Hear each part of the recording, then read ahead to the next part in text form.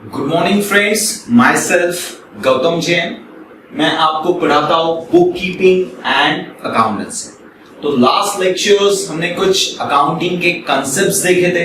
आज भी हम वही पार्ट आगे कंटिन्यू करने वाले हैं और आज जो हम कंसेप्ट देखने वाले हैं ये कंसेप्ट काफी इंपॉर्टेंट है और इस कंसेप्ट का यूज हमने इसके पहले काफी बार किया है, बट तब हमें उस कंसेप्ट का प्रॉपर मीनिंग अवेयर नहीं था।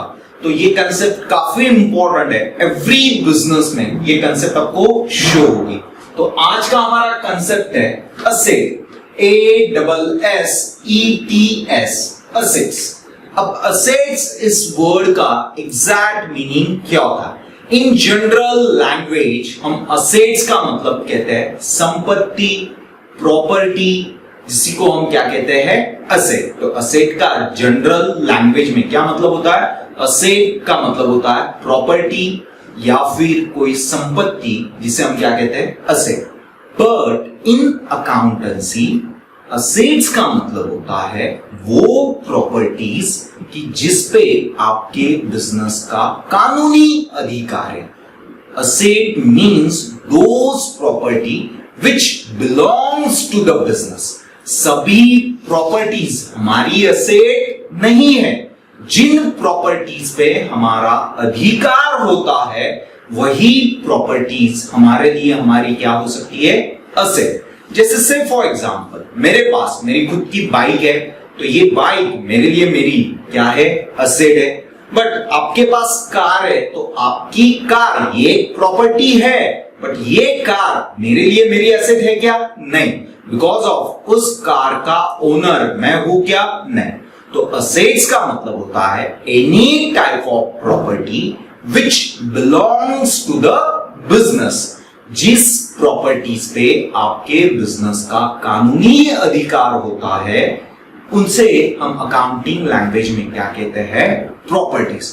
अब जब आप कोई भी बिजनेस देखोगे तो बिजनेस में काफी सारे असेट्स होते हैं, जैसे for example land and building, plant and machinery, furniture. उसके बाद आपका सपोज आपके पास कोई व्हीकल्स है, तो vehicles, cars, debtors, stock, cash, bank balance, ये सब आपके बिजनेस के लिए, आपके बिजनेस की क्या है? असेट है। तो बिजनेस में इन जनरल क्या क्या असेट्स होते हैं वो मैं यहां पे लिखता हूं तो आपको समझ में आएगा।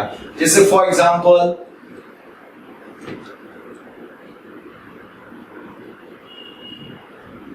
Land and building,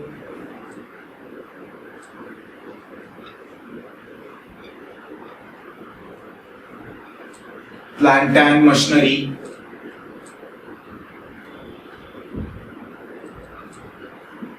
furniture and fixtures,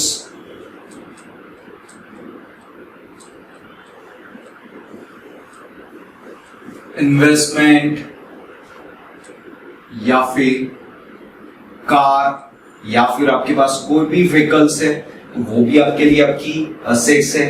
उसके बाद गुडविल,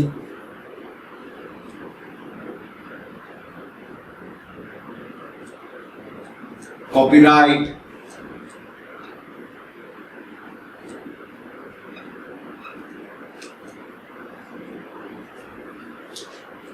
ट्रेडमार्क। उसके बाद patent, stock, debtors,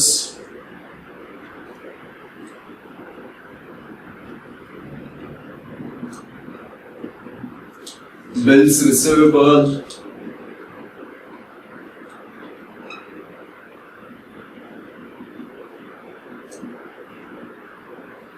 prepaid expenses या फिर accrued incomes.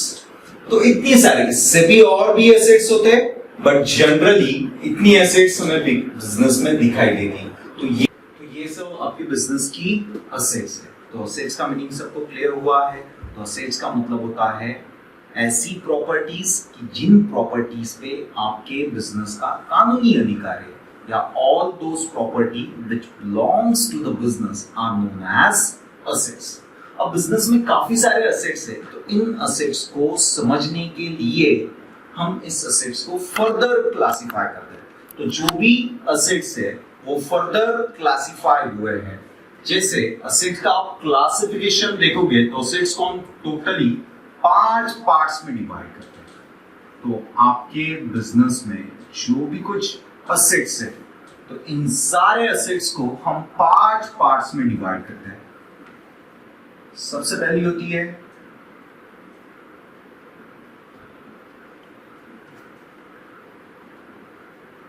Fix assets, number second current assets, number third है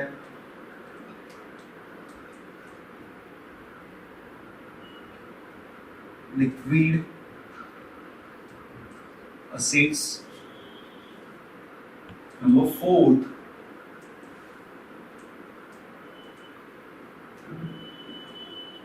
vesting assets, and number fifth fictitious।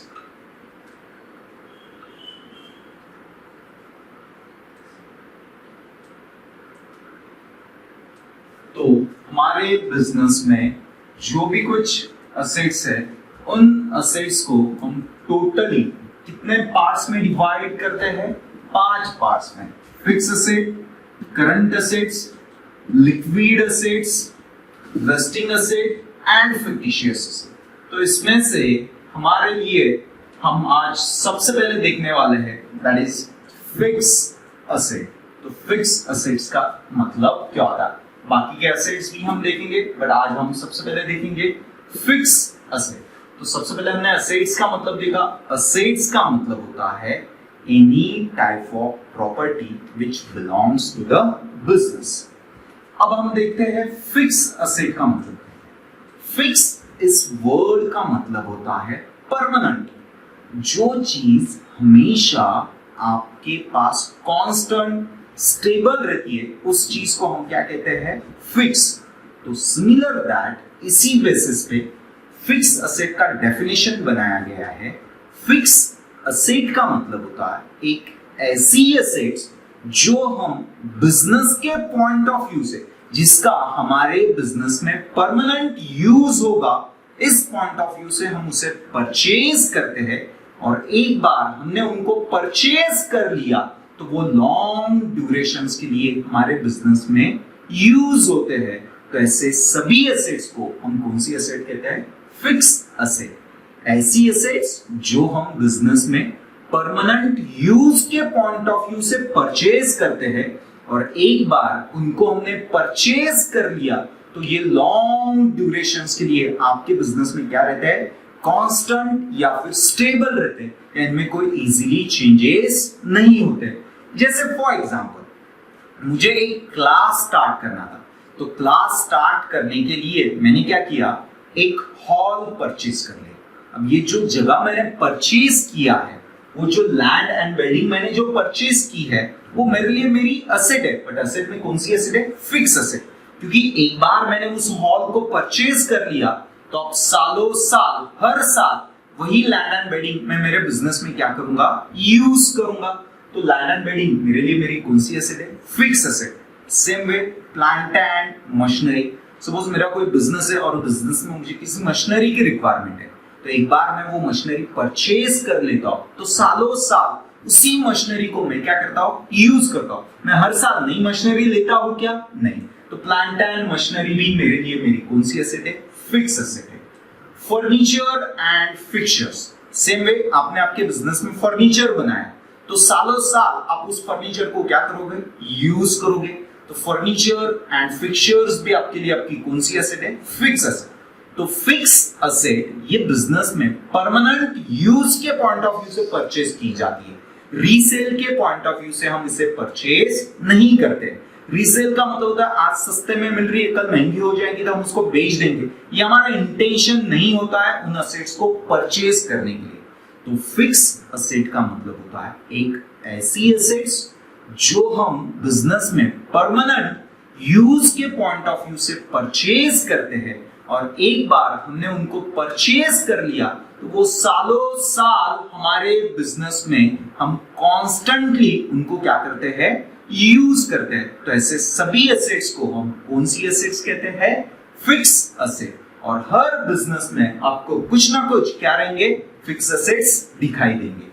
अब इस फिक्स एसेट्स को हम फर्दर, जैसे फिक्स एसेट्स के एग्जांपल्स है यहां तक, अप टू दैट पेटेंट तक, जो भी लैंड एंड बिल्डिंग से लेके पेटेंट तक, ये सब हमारे लिए हमारी क्या है, फिक्स एसेट है। तो बिजनेस में काफी सारे फिक्स एसेट्स होते हैं।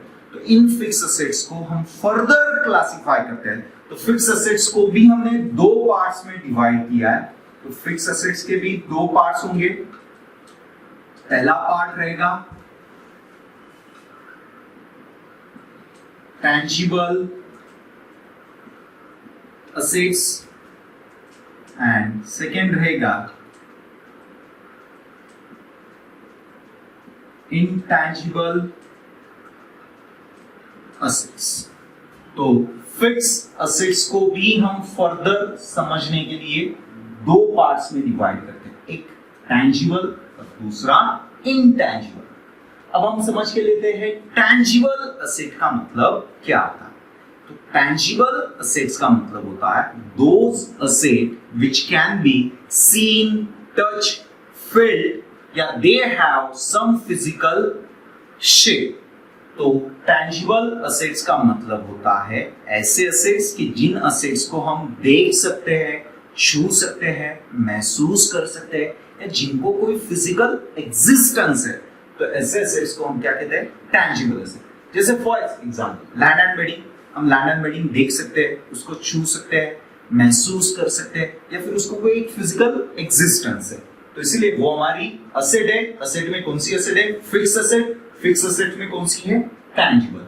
Similar way plant and machinery, ये भी हमें दिखती है, हम हाथ से उसे छू सकते हैं, महसूस कर सकते हैं। इसको भी अपना एक फिजिकल क्या होता है, एग्जिस्टेंस होता है।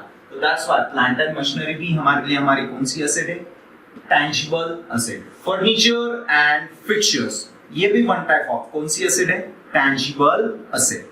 तो टैंजिबल एसेट्स का मतलब होता है those asset which can be seen, touched, felt या they have some physical existence। ऐसे assets को हम कौन सी assets कहेंगे, tangible asset। तो अब tangible assets के examples क्या क्या है, सेम सबसे पहले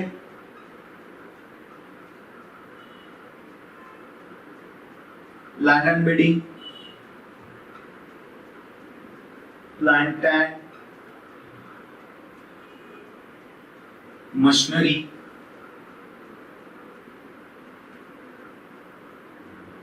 furniture and fixtures, car,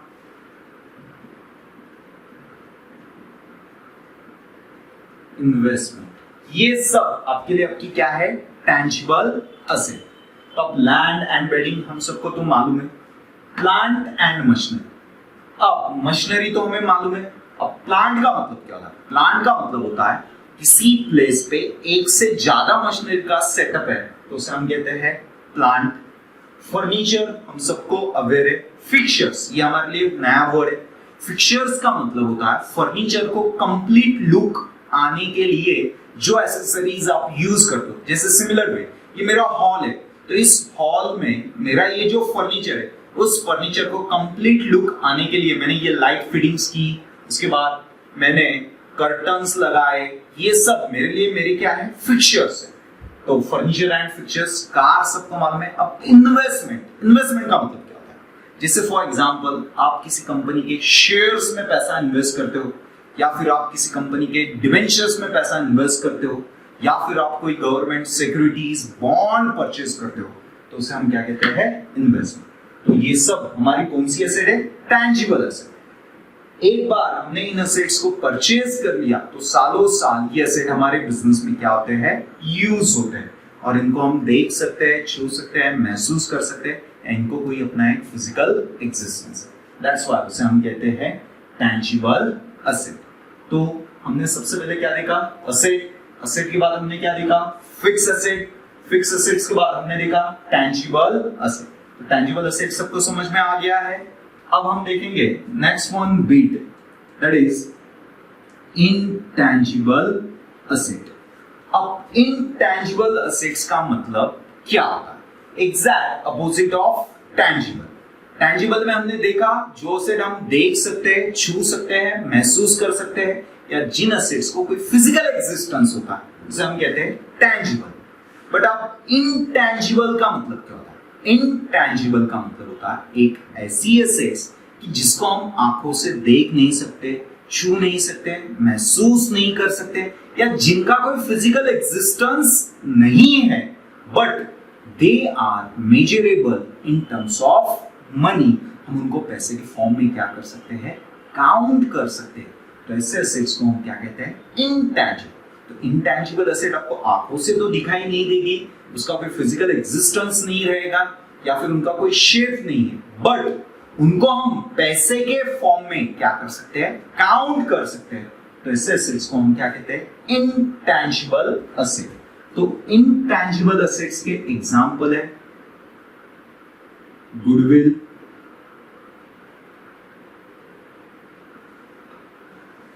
copyright, patent,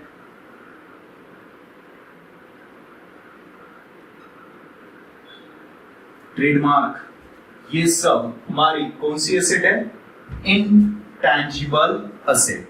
तो इनटैंजिबल एसेट का मतलब होता है ऐसे एसेट्स कि जिन एसेट्स को हम देख नहीं सकते, छू नहीं सकते, या महसूस नहीं कर सकते, बट इन एसेट को हम इन टर्म्स ऑफ मनी क्या कर सकते हैं, मेजर कर सकते हैं। तो ऐसे एसेट्स को हम कहते हैं इनटैंजिबल एसेट्स। अब इनका मीनिंग हम वन बाय वन समझ के लेते हैं। तो सबसे पहले हम देखते हैं गुडविल।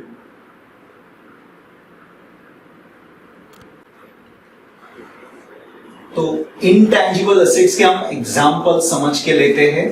सबसे पहला एग्जांपल दिया है गुडविल। अब गुडविल इस वर्ड का एग्जैक्टली मीनिंग क्या होता है, तो गुडविल का मतलब होता है नेम, फेम या फिर रेपुटेशन। मार्केट में आपके बिजनेस का नेम, फेम या फिर रेपुटेशन है, तो उस रेपुटेशन को हम अकाउंटिंग लैंग्वेज में क्या कहते हैं, गुडविल। तो गुडविल का मतलब होता है मार्केट में आपके बिजनेस का क्या होना चाहिए, नेम, फेम, रेपुटेशन। अब आप बोलोगे सर ये नेम, फेम, रेपुटेशन ये हमारी एसेट्स कैसे? अब एसेट का एक जनरल मीनिंग देखा जाए तो एसेट्स का मतलब होता है एक ऐसी चीज कि जिससे हमें कोई इकोनॉमिकल बेनिफिट्स मिलता है। मींस उन चीजों से हमें कुछ इकोनॉमिकल बेनिफिट्स मिलता है, like land and building, plant and machinery, furniture, car, investment. इन सब से मेरे बिजनेस में मुझे हेल्प होती है रेवेन्यू जनरेट करने के लिए या फिर पैसा अर्न करने के लिए। ये सारी चीजें मुझे क्या करती है, हेल्प करती है। सिमिलर वे गुडविल भी मुझे रेवेन्यू जनरेट करने के लिए क्या करता है, हेल्प करता है। जैसे से फॉर एग्जांपल अब आप औरंगाबाद में रहते हो तो औरंगाबाद ये एक हिस्टोरिकल प्लेस है, तो यहाँ पे काफी सारे फॉरेन टूरिस्ट क्या करते हैं, विजिट करते हैं। सपोज कोई फॉरेन टूरिस्ट औरंगाबाद में आया है और उसका औरंगाबाद में स्टे करना है, तो अब उसको यहाँ पे रुकना है, तो वो सबसे पहले कौन से होटल को प्रायोरिटी देगा? आपको क्या लगता है? यस, कौन से होटल को प्रायोरिटी देगा? Maybe Rama, maybe Taj. अब मे बी उसने रामा एंड ताज को ही क्यों प्रायोरिटी दी? बिकॉज ऑफ आज मार्केट में रामा एंड ताज का क्या है, रेपुटेशन है। तो लोगों को मालूम है औरंगाबाद में 5 स्टार होटल में रामा काउंट किया जाता है, तो मे बी किसी को भी रामा के बारे में आप अवेयरनेस है, तो उसी नेम या फेम की वजह से अल्टीमेट वो कस्टमर उस होटल में जा रहा है। कस्टमर जाएगा तो उनका सेल बढ़ेगा, सेल बढ़ा तो उनका प्रॉफिट भी बढ़ेगा। तो गुडविल का मतलब होता है नेम, फेम, रेपुटेशन। ये अनदर एग्जांपल लेते हैं हम गुडविल का। लाइक सपोज आप 10 पास आउट हो गए तो आपके पेरेंट्स सभी खुश होंगे, तो तो अभी पेरेंट्स सोचते हैं कि यार बेटा कॉलेज जा रहा है तो बेटे को कोई गाड़ी या कुछ एक्टिव मोपेड गाड़ी या कुछ ऐसा दिलवा दे। तो सपोज आपको कोई मोपेड गाड़ी लेना है विदाउट गियर वाला, तो आप सबसे पहले कौन सी गाड़ी को प्रायोरिटी देते हो? That is Activa. हर कोई बोलता है कि कौन सी गाड़ी ले लो, एक्टिवा एक्टिवा। क्यों? क्योंकि आज मार्केट में एक्टिवा का क्या है, नेम फेम या रेपुटेशन। तो अल्टीमेट लोग उस नेम फेम रेपुटेशन की वजह से एक्टिवा के शोरूम में जाते हैं, वहां से एक्टिवा परचेज करते हैं। तो आप जाओगे तो उनका सेल बढ़ेगा, सेल बढ़ेगा तो उनका क्या बढ़ेगा, प्रॉफिट। तो गुडविल का मीनिंग सबको क्लियर हुआ। तो गुडविल का मतलब होता है नेम फेम या फिर रेपुटेशन। मार्केट में आपके बिजनेस की जो आइडेंटिटी है या जो रेपुटेशन है, उस रेपुटेशन को जब हम in terms of money measure करते हैं तो उसे हम अकाउंटिंग लैंग्वेज में क्या कहते हैं, गुडविल।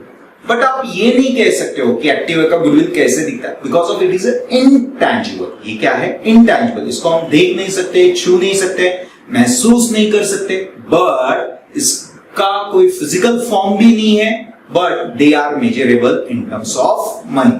तो गुडविल भी आपके लिए आपकी एसेट है, बट गुडविल कौन सी एसेट है, इनटैंजिबल एसेट। तो गुडविल का मतलब होता है नेम फेम या फिर रेपुटेशन। ओके, नेक्स्ट है कॉपीराइट। अब ये जो असेट्स है कॉपीराइट, अब कॉपीराइट्स क्या होता है, आप देखोगे आपके पीसी एंड लैपटॉप में आपके पास अलग अलग आपके पास क्या है, सॉफ्टवेयर है। बट आपके पास जो सॉफ्टवेयर है ये ओरिजिनल सॉफ्टवेयर की एक कॉपीराइट है।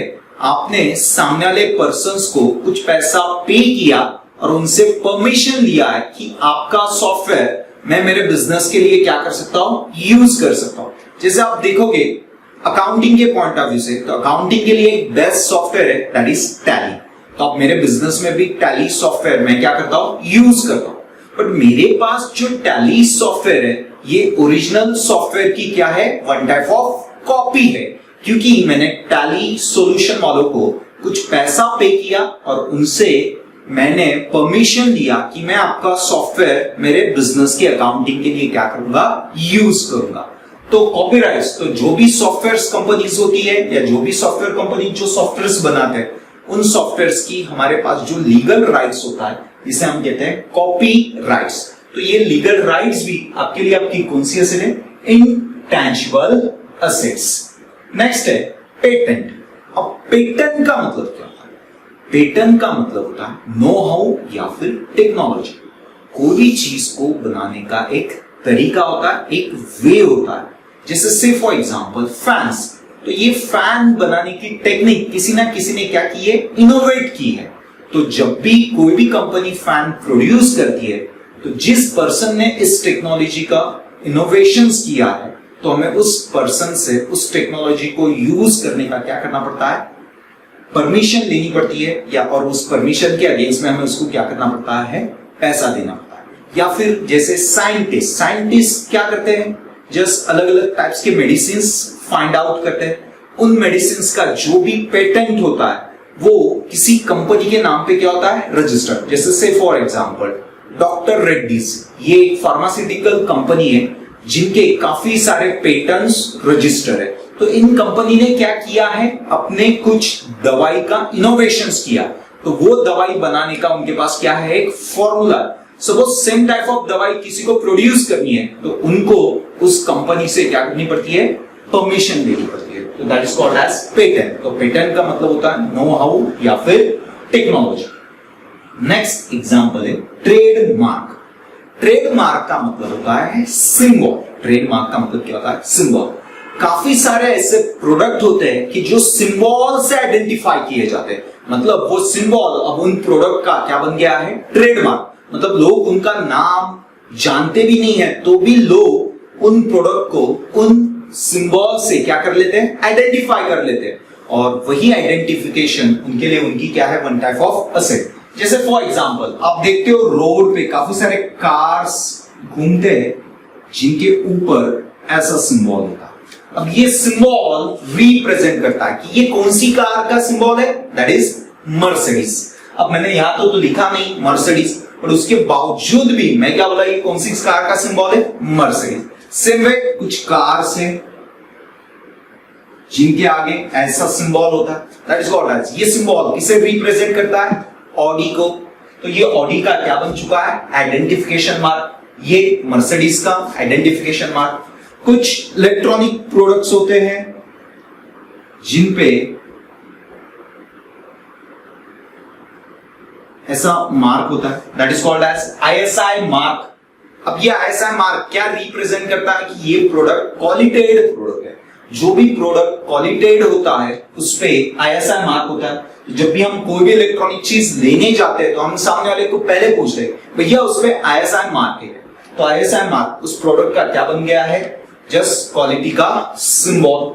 तो ये सब चीजों को हम क्या कहते हैं? ट्रेडमार्क। और एवरी कंपनी, एवरी ऑर्गेनाइजेशन का अपना कुछ ना कुछ क्या होता है? ट्रेडमार्क होता है। तो ये सारी असेट्स, कौन सी एसेट आपके लिए? इंटैंजिबल। तो हमने सबसे पहले देखा असेट्स। असेट्स का मतलब होता है any type of property which belongs to the business. फिर असेट्स को हमने 5 पार्ट्स में डिवाइड किया। Fix asset, current assets, liquid assets, wasting asset, fictitious asset. फिर हमने देखा सबसे पहले फिक्स असेट। फिक्स असेट्स का मतलब होता है एक ऐसी एसेट जो हम बिजनेस के पॉइंट ऑफ व्यू से परचेज करते हैं और एक बार हमने उसको परचेज कर लिया तो वो लॉन्ग ड्यूरेशन के लिए आपके बिजनेस में क्या रहती है? कांस्टेंट एंड स्टेबल रहती है। उसमें कोई इजीली चेंजेस नहीं होते और ये एसेट आप परमानेंटली आपके बिजनेस में यूज कर सकते हो। फिक्स एसेट्स को अगेन हमने 2 पार्ट्स में डिवाइड किया, टैंजिबल एंड इनटैंजिबल।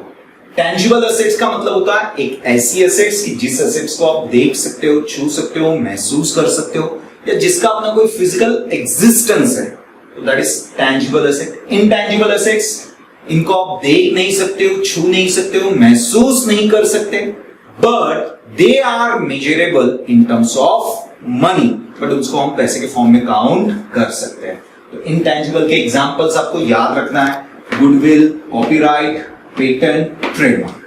तो यहां पे हमारा फिक्स एसेट्स ये कंसेप्ट कंप्लीट हो जाता है। नेक्स्ट वन लेक्चर्स में हम बाकी के सारे एसेट्स के टाइप्स देखेंगे। तो अप टू दैट आपको कोई भी पार्ट क्लियर नहीं है तो आप मुझे कांटेक्ट कर सकते हो। मैंने इसके पहले भी हर लेक्चर में आपको नंबर मेरा दिया है। इफ इन केस आपको कोई डाउट, डिफिकल्टीज है इस पार्ट में तो आप मुझे कांटेक्ट कर सकते हो मेरे नंबर से, या फिर लेक्चर्स के बाद आप कमेंट भी कर सकते हो। जो चीज आपको क्लियर नहीं है तो मैं आपको फिर से एक्सप्लेन कर दूंगा। Thank you.